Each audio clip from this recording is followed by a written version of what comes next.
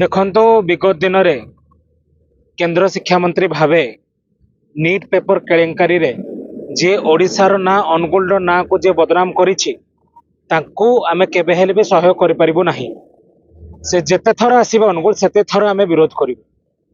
ଦେଖନ୍ତୁ ଆଜି କୌଣସି ଦଳୀୟ ବ୍ୟାନରରେ କରାଯାଇନି, ସ୍ୱଇଚ୍ଛାରେ ଆମ ସହିତ ଛାତ୍ରଛାତ୍ରୀମାନେ ଏବଂ ସାଧାରଣ ଜନତା ଅଭିଭାବକ ଗଣ ସମସ୍ତେ ଉପସ୍ଥିତ ରହିକି ଧର୍ମେନ୍ଦ୍ର ପ୍ରଧାନଙ୍କ ଗସ୍ତକୁ ନିନ୍ଦା କରିଛନ୍ତି ଏବଂ ଜୋରଦାର ବିରୋଧ କରାଯାଇଛି।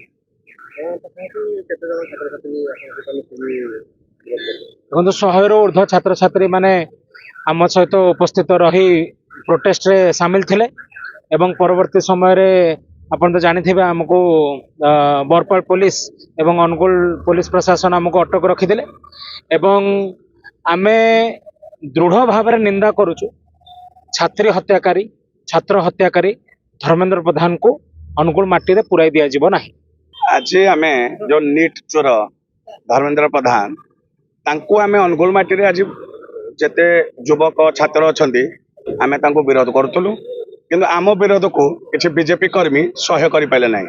ସେମାନେ ଆସି ଆମକୁ ଭାଷା ଆଭାଷା କହି ଗାଳି ଗୁଲଜ କଲେ, ମାରପିଟ ବି କଲେ ଏବଂ ପ୍ରଶାସନକୁ ଏତେ ଚାପ ପକାଇଲେ ମାନ୍ୟବର ସାଂସଦ ଧର୍ମେନ୍ଦ୍ର ପ୍ରଧାନ କି ପ୍ରଶାସନ ପୁଲିସକୁ ଲଗେଇ ଆମକୁ 20ରୁ ଉର୍ଦ୍ଧ୍ୱ ପିଲାଙ୍କୁ ନେଇ ଥାନାରେ ଆମକୁ ଭର୍ତ୍ତି କରିଦେଲେ। ଆମେ ଧର୍ମେନ୍ଦ୍ର ପ୍ରଧାନକୁ ଜଣେଇ ଦଉଛୁ ଆପଣ ଯେତେ ଆମକୁ ଥାନାରେ ପୁରାନ୍ତୁ ବା ଯୋଉଠେ ପୁରାନ୍ତୁ ଆପଣଙ୍କୁ ଅନୁଗୁଳ ମାଟିରେ ଆମେ ପୁରେଇ ଦବୁନୁ ଆଉ ଆପଣଙ୍କୁ ଆମେ ବିରୋଧ କରିବୁ, କାରଣ ଆପଣଙ୍କ ଯୋଗୁଁ ଭାରତରେ 21 ଜଣ ଛାତ୍ରୀ ଛାତ୍ର ମୃତ୍ୟୁ ବରଣ କରିଛନ୍ତି। ସେଥିପାଇଁ ନିଟ୍ ଚୋରକୁ ଆମେ ଅନୁଗୁଳରେ ପୁରେଇ ଦବୁ ନାହିଁ।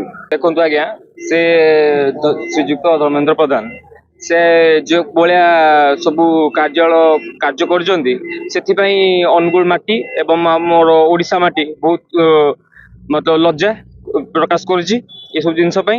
ସେଇଥିପାଇଁ ସାଧାରଣ ଆମର ଛାତ୍ର ଛାତ୍ରୀ ଏବଂ ଆମ ଅଭିଭାବକ ଦଳ ସମସ୍ତେ ମିଶି ତାଙ୍କୁ ଆମେ ତାଙ୍କର ରାସ୍ତା ରୋକ କରି ଆମେ ତାଙ୍କୁ କଳା ପତାକା ପ୍ରଦର୍ଶନ କରିଥିଲୁ।